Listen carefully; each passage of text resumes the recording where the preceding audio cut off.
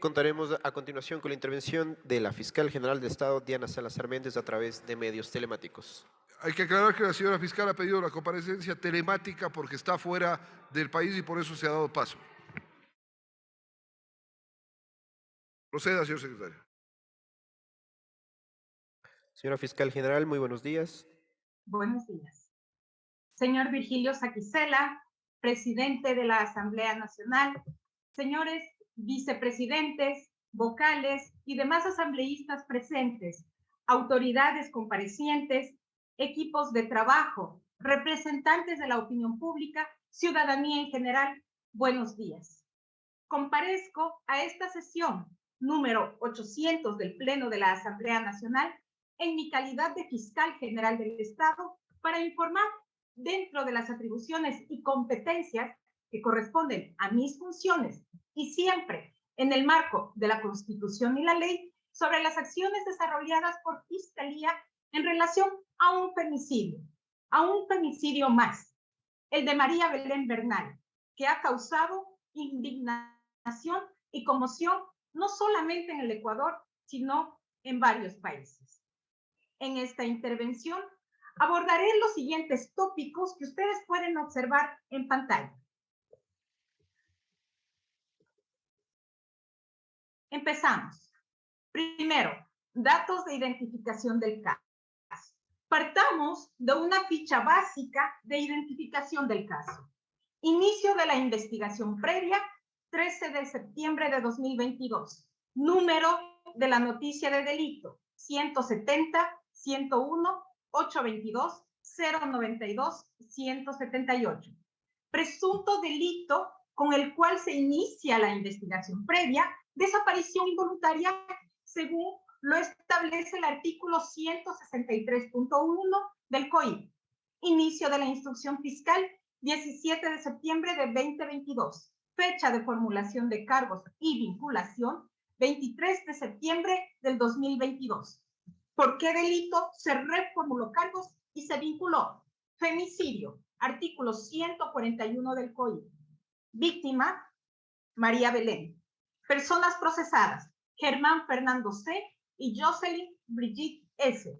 Duración de la instrucción fiscal, en este caso, 120 días. Es importante entonces que pasemos al segundo punto, que corresponde a una línea de tiempo sobre las actividades que desarrolla hasta el momento la Fiscalía General del Estado.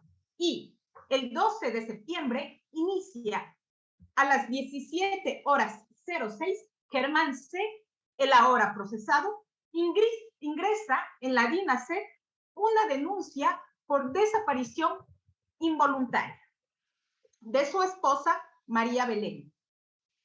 El 13 de septiembre, a las 08:15, se inicia la investigación previa y se disponen las primeras diligencias, incluidas la delegación al agente investigador de la DINASET, la solicitud de reporte telefónico de la víctima, el pedido de allanamiento a la Escuela Superior de Policía, reporte telefónico del número de la víctima y del presunto victimario, los videos de cámaras de seguridad, de prevención y dormitorios, bitácoras y libros de registro, además del reconocimiento del lugar de los hechos, la realización del luminol en las habitaciones 34 y 36 del ESPOL y del vehículo de la víctima, y se solicita la versión de Germán C., que se desarrolla durante la misma jornada entre las 12 y las 14:40. Ese mismo día, a las 12 de la mañana, se oficia a la Dirección General del Cuerpo de Agentes de Control Metropolitano de Quito y al Grupo de Acción Táctica y Rescate a fin de que realicen búsquedas en el sector del ESPOL, mismas que inician de forma inmediata. También se dispone que remitan videos de las cámaras de seguridad de la ULCO y del GIR cercanos a la ESPOL. Igualmente, alrededor del mediodía, se activa el equipo de género de la Dirección de Derechos Humanos de la Fiscalía General del Estado, que brindó acompañamiento y contención permanente y lo brinda hasta ahora a la señora Elizabeth Otavalo, madre de la víctima. Hacia las 14:35, Germán C. entrega voluntariamente su teléfono celular y clave de acceso, y una vez concluida la versión, el fiscal Jorge Arévalo le indica que se encuentra impedido de trasladarse a cualquier otro lugar con base en el artículo 444, numeral 8 del COIP, a fin de que, en coordinación con Fiscalía, colabore en las búsquedas y la práctica en el lugar en donde supuestamente vio por última vez a la víctima. Es decir, como consta en su denuncia, y esto es muy importante, en la avenida Simón Bolívar a la altura del puente de Guápulo. Eso fue lo denunciado, por lo cual Germán C. permanece acompañado por su abogado hasta las 22:40. Cabe señalar que hasta ese momento eran los únicos datos con los que se contaban, que María Belén desapareció en la avenida Simón Bolívar a la altura del puente de Guápulo. Ninguna otra noticia previa. En el transcurso de la tarde de ese mismo 13 de septiembre, se solicitan videos de las cámaras del FM11 del supuesto lugar donde Germán C., el ahora procesado, dijo haber dejado a su cónyuge y se continúan diligencias de búsqueda. Durante este tiempo, Germán C. participa y colabora en las diligencias de búsqueda. Una vez obtenida la orden judicial, se dispone inspección ocular técnica, reconocimiento del lugar de los hechos y aplicación de luminol en el domicilio de la víctima en Conocoto.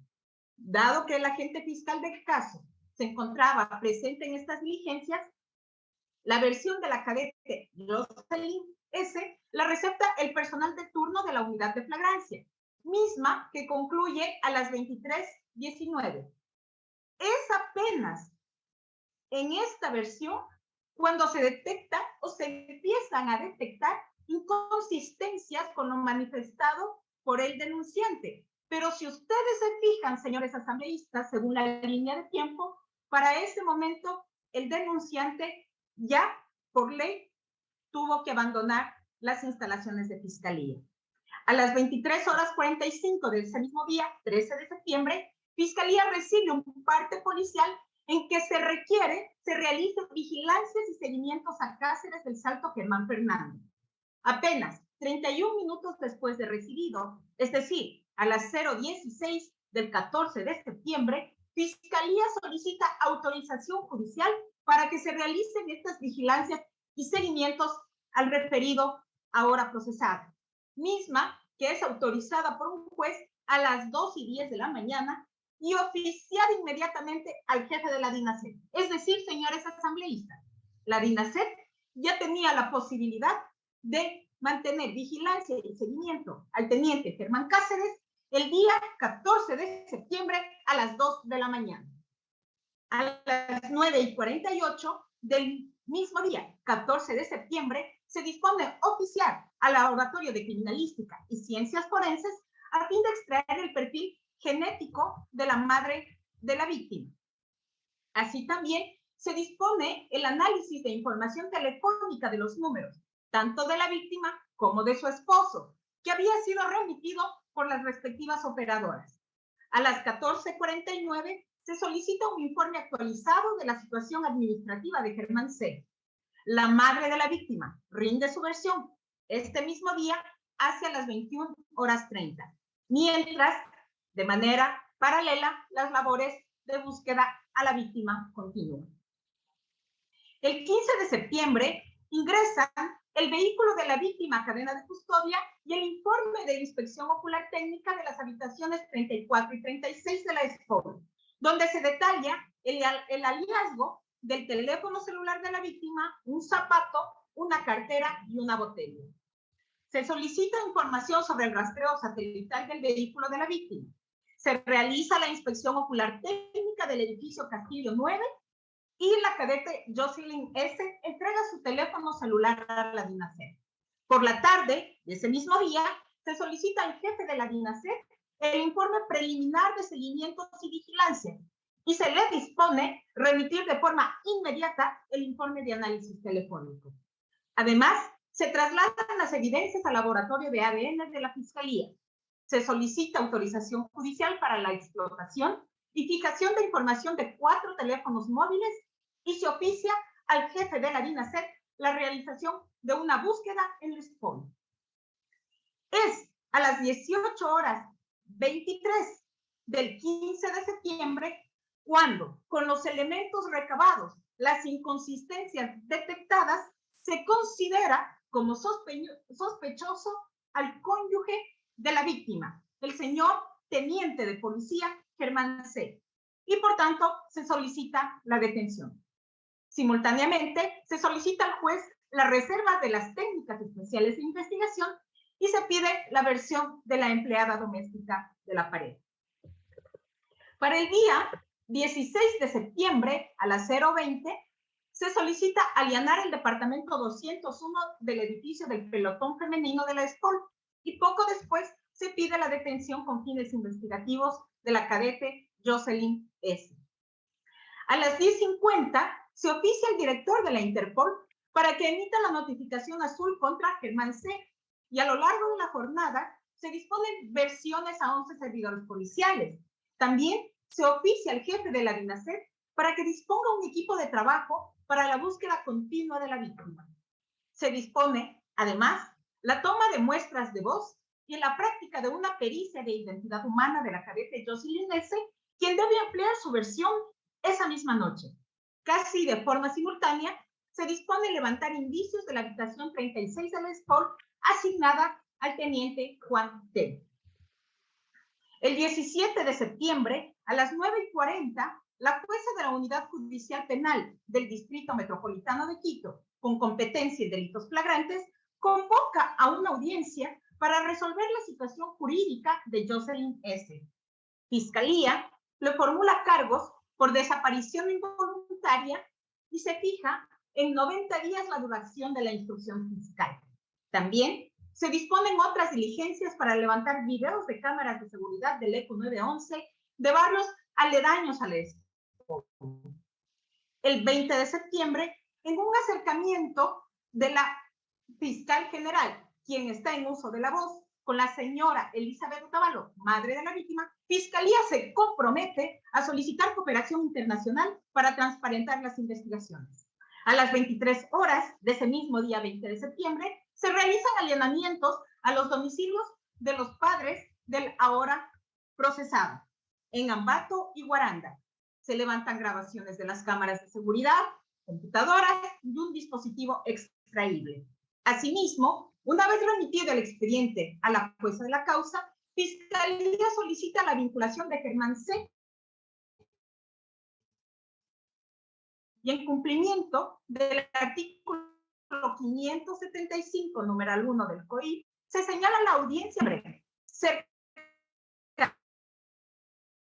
del mediodía, se reporta en una toalla en el interior de una funda y en los alrededores un cadáver enterrado.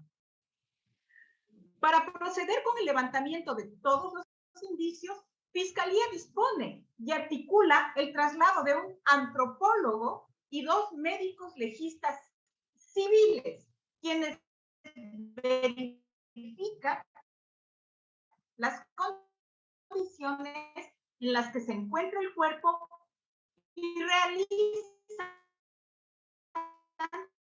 veeduría de levantamiento de indicios. Una vez la víctima fue encontrada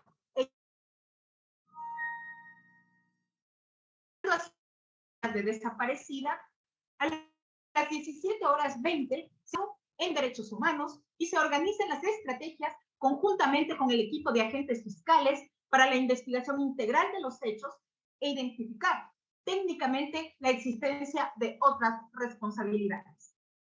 Hacia las 23 horas del mismo día se ejecutan 2 allanamientos más a través de un acto urgente a los domicilios de la hermana del sospechoso ahora procesado y de una amiga de Jocelyn S., dado que una llamada al 1-800 delito alertó que la moto del procesado Germán C. estaría en el domicilio de su hermana, información que resultó ser falsa. El 22 de septiembre, cumpliendo el compromiso adquirido con la madre de la víctima, Fiscalía hace público que una comisión colombiana conformada por expertos técnicos en criminalística llegaría el día lunes 26. El mismo día, a las 20:14, se dispone que se remitan copias certificadas del expediente para la investigación de un presunto fraude procesal y para determinar el resto de responsabilidades en el caso. ¿Quién escondió información? ¿Quién no brindó la misma en el momento oportuno? ¿Quién encubrió este hecho? El 23 de septiembre, a partir de las 15:30, se desarrolla la audiencia de reformulación de cargos en contra de la cadete Jocelyn S. del delito de desaparición involuntaria al de femicidio. E inmediatamente se procede con la vinculación de Germán C. como presunto autor. El mismo día, a las 20:27, se inicia la investigación por el delito de fraude procesal para llegar a establecer las otras responsabilidades paralelas en este caso. Tercer punto de la agenda planteada: impulsos y diligencias.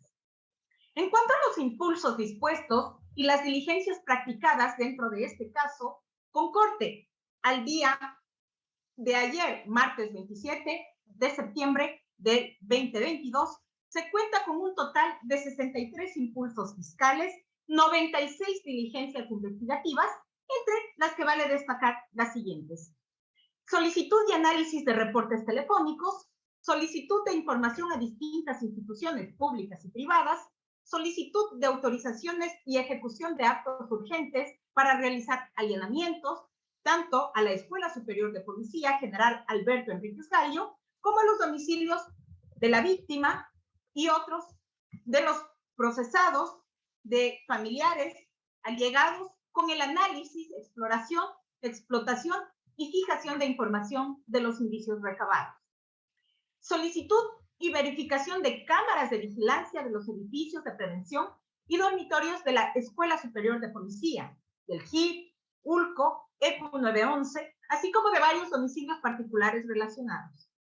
Reconocimiento del lugar de los hechos, realización de la experticia con luminol y levantamiento de indicio a las habitaciones 34 y 36 de la Escuela Superior de Policía y a un vehículo particular relacionado. 41 versiones tomadas a personas que podrían tener conocimiento de los hechos. Llámense familiares, servidores policiales de la Escuela Superior de Policía, versión del entonces sospechoso y ahora procesado, y de la cadete Jocelyn S., también procesado. Pericias de extracción y cotejamiento de perfiles genéticos y muestras de ADN de la víctima y sus familiares, cotejamiento morfológico y de muestras de voz del presunto femicida, pericia del entorno social, valoración psicológica al núcleo familiar de la víctima, solicitud de autorización para vigilancias y seguimientos al entonces sospechoso y ahora procesado a cargo de la Policía Nacional, así como su detención con fines investigativos y su captura para ejecutar la prisión preventiva, actividad que también se encuentra a cargo de la Policía Nacional por mandato legal. Solicitud de orden de detención con fines investigativos de la ahora procesada Jocelyn Brigitte S., a fin de realizar diligencias como obtención de fluidos corporales, componentes orgánicos y genéticos moleculares que proporcione muestras de voz y rasgos morfológicos para pericias de identidad humana.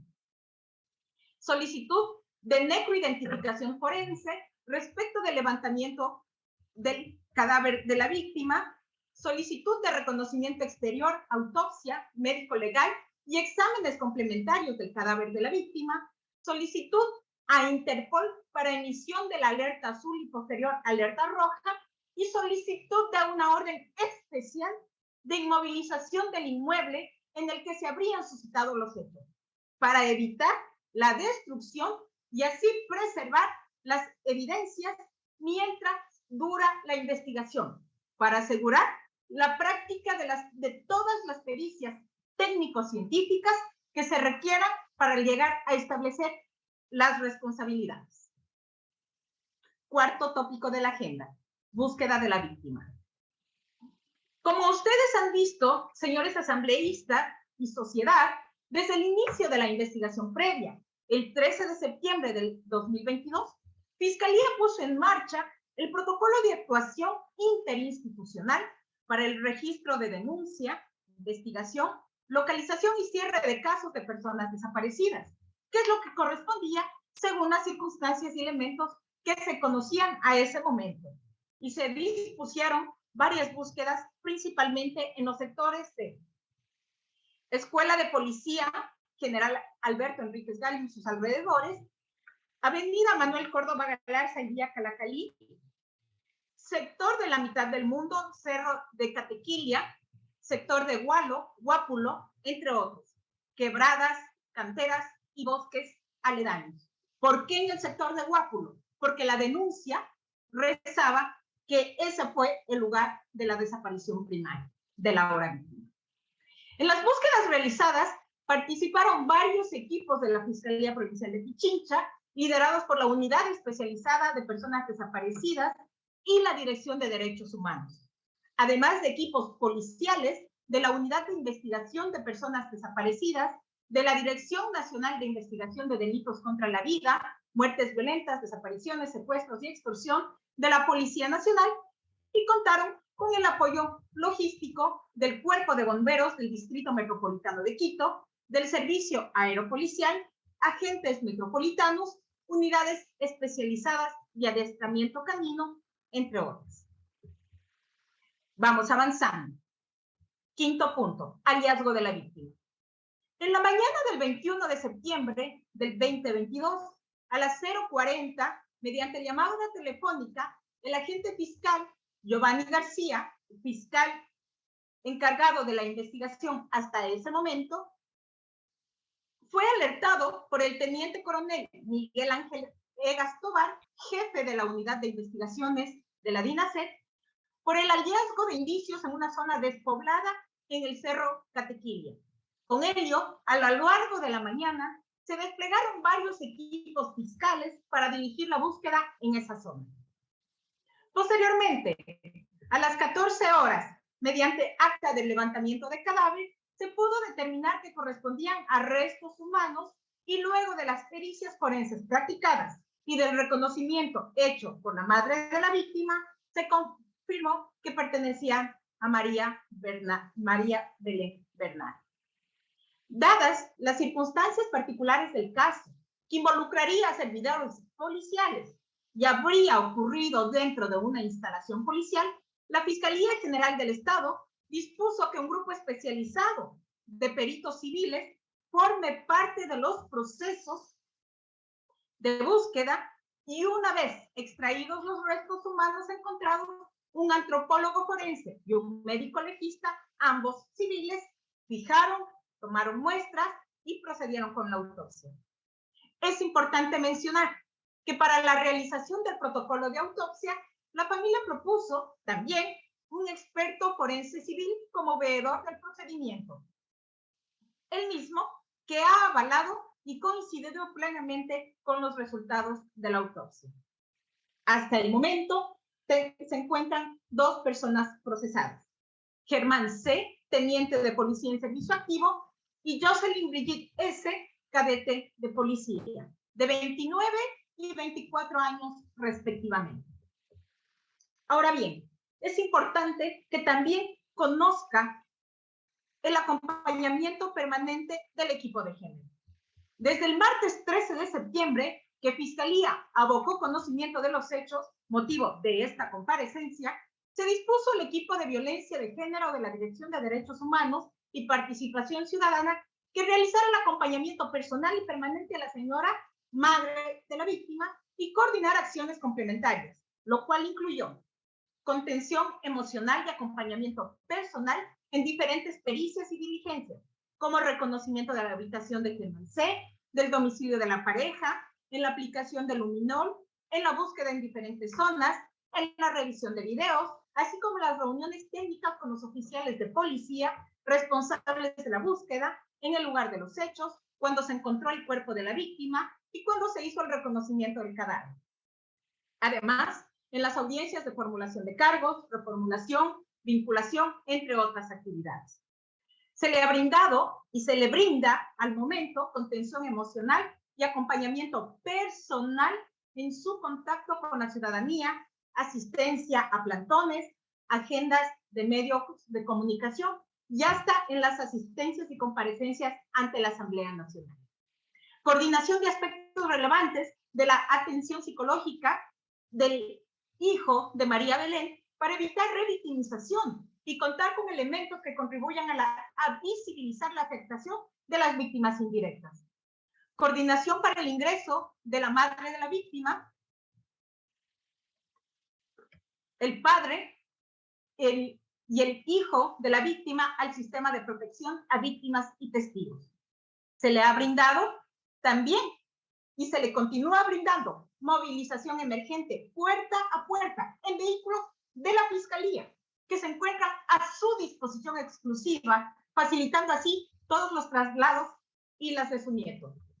Coordinación interna con los equipos fiscales a cargo de la investigación y de apoyo, trasladando constantemente las preocupaciones de la señora, madre de la víctima, a los equipos de Fiscalía en temas referentes, por ejemplo, a la necesidad de contar con personal de su confianza como observadores, abogado, el perito y las pericias realizadas en la morgue. Se canalizó en territorio cada preocupación, inquietud y consulta de la madre de la víctima, tanto a nivel técnico-jurídico como sobre búsquedas ante los oficiales de DINASET y otros oficiales de policía.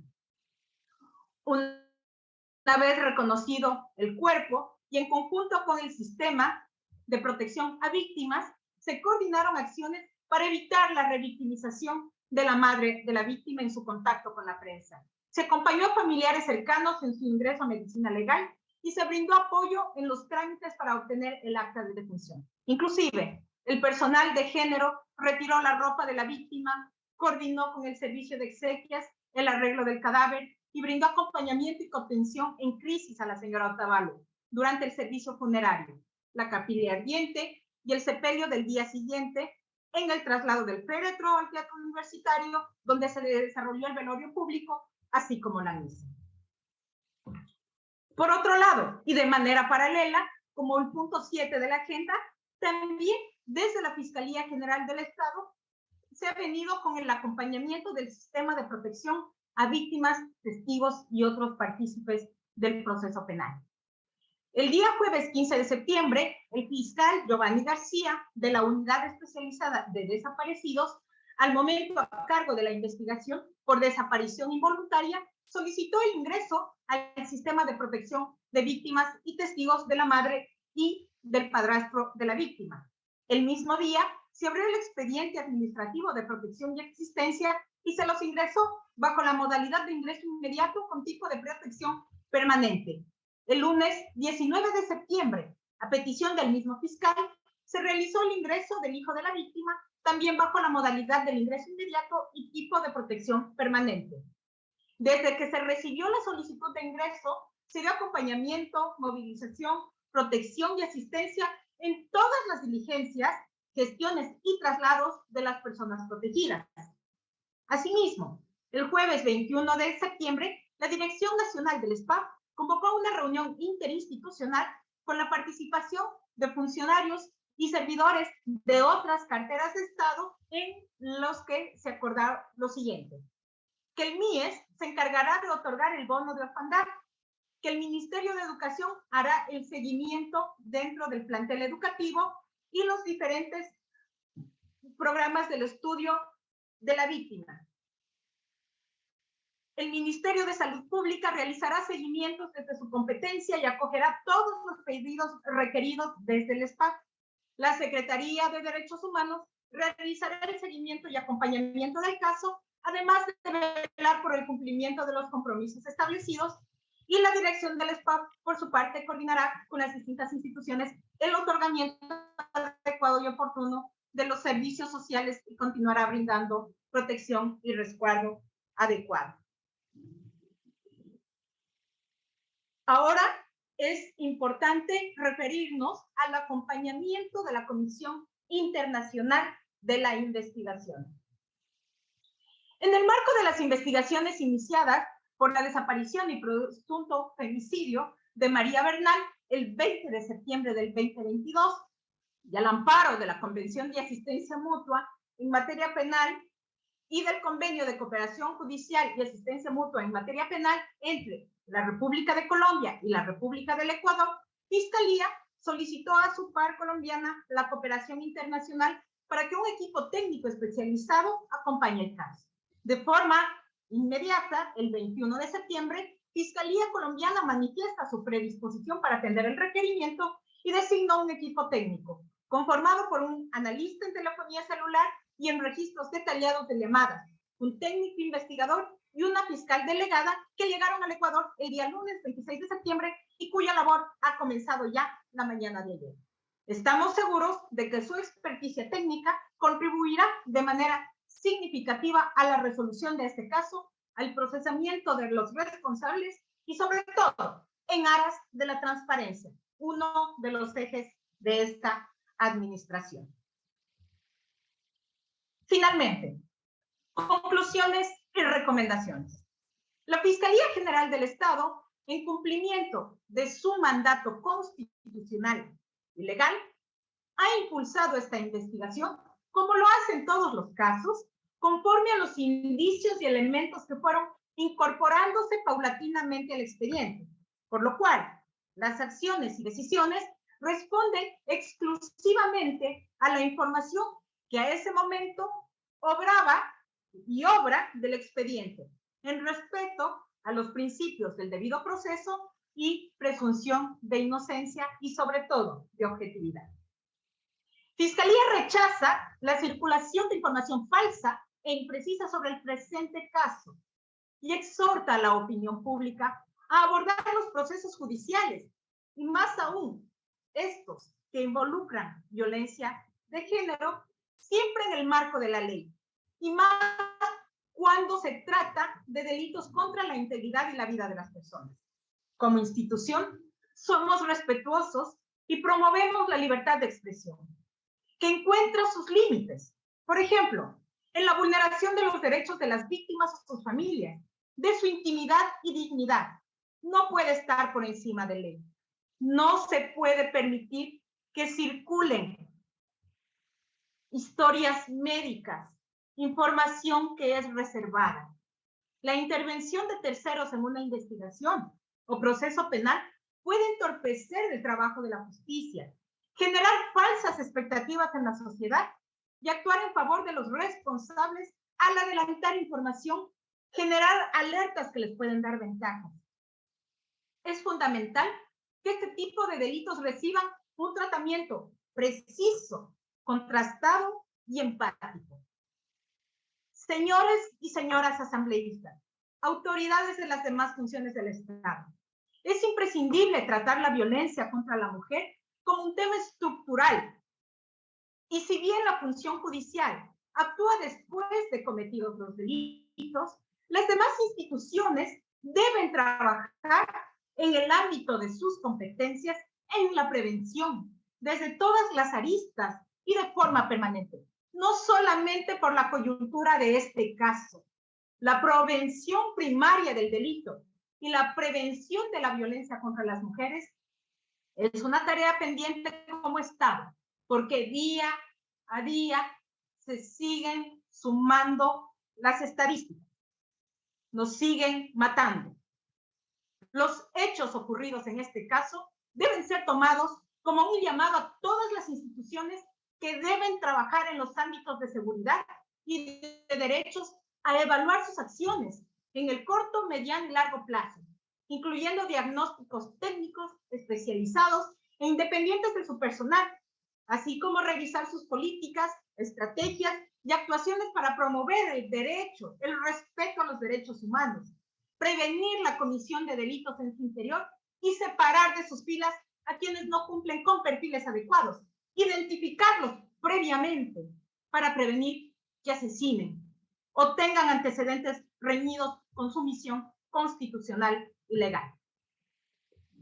Para terminar, aprovecho este espacio para hacer nuevamente un llamado a ustedes, señores y señoras asambleístas, sobre la actual situación de la Fiscalía General del Estado. Déficit de fiscales, concursos pendientes para nombrar y renovar personal, un sistema de protección a víctimas declarado en emergencia sin haber sido atendida, falta de seguridad en las instalaciones, falta de seguridad para los funcionarios, además de la carencia de un cuerpo de agentes e investigadores civiles, que en un caso como este ha echado falta. todo lo cual se podría recurrir en la recurrente falta de asignación de recursos para la institución. Que hechos deleznables, como el que hoy nos convoca, no se queden en actos simbólicos, sino que propicien cambios estructurales. Que el mejor homenaje a la memoria de María Belén sea una férrea decisión política para transformar las instituciones, dotarlas de recursos suficientes, de normas y procedimientos modernos que dejen de lado atavismos, estereotipos e intereses particulares. Hasta aquí, señor presidente y señores asambleístas, el informe de las acciones desplegadas por la Fiscalía General del Estado en relación al femicidio de María Belén Bernal. Muchas gracias.